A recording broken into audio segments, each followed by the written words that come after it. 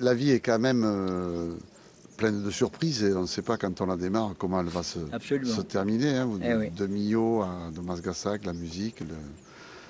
Quel conseil vous avez envie de donner à vos enfants pour qu'ils continuent votre œuvre?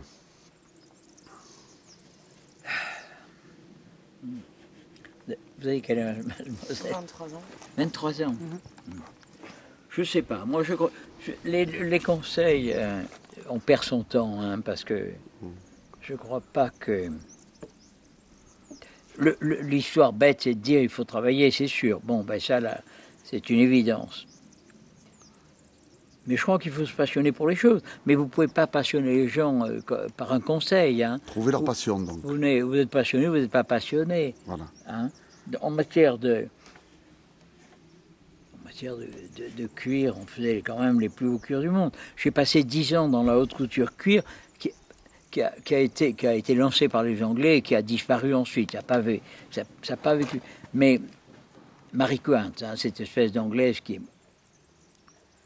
Et en même temps que la ganterie mourait à Millau, il y a eu 10 ans de grande prospérité du côté couture. Le cuir ne faisait plus les gants, mais faisait des coutures, alors des peaux très fines qui habillent le corps d'une fille. C'est très sensuel, c'est une couture, mais bon, en fait, ça n'a pas tenu. Hein. Ça a très vite est devenu une sorte de prêt-à-porter.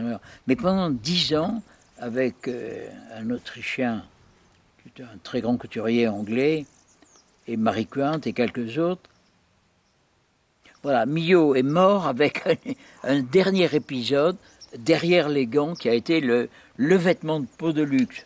Ça n'a pas tenu. Mais nous, ce qui est certain, c'est que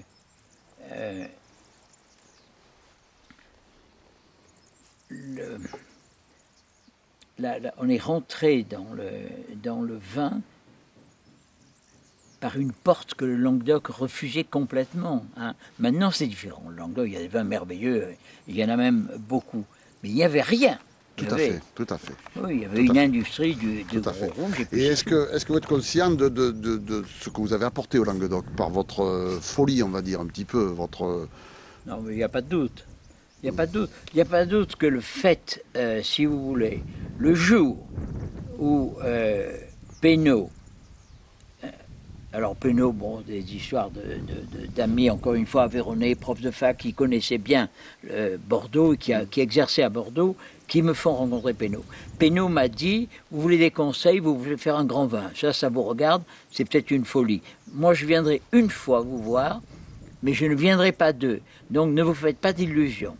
Hein. Vous me demandez une consultation, mon ami, le professeur d'origine aveyronnaise, me demande de vous aider, je vais vous donner la consultation. Et il n'y aura pas de suite. À vous, après, de saisir ce que je vous ai dit.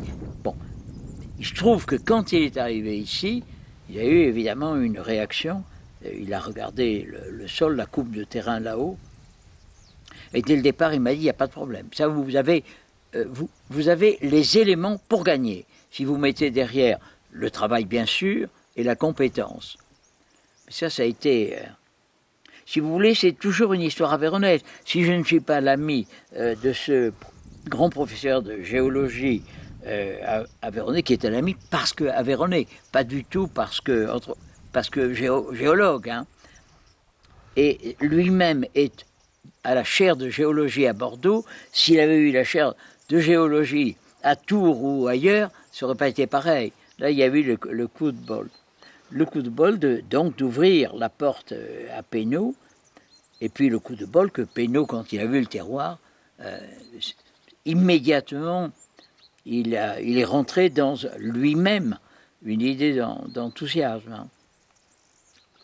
Pensez-vous que le Languedoc, un jour, pourra prétendre à être en haut de l'affiche, comme Bordeaux, comme non, le mais Bourgogne? Ça, oui, mais ça, il faut demander ça à une jeune fille.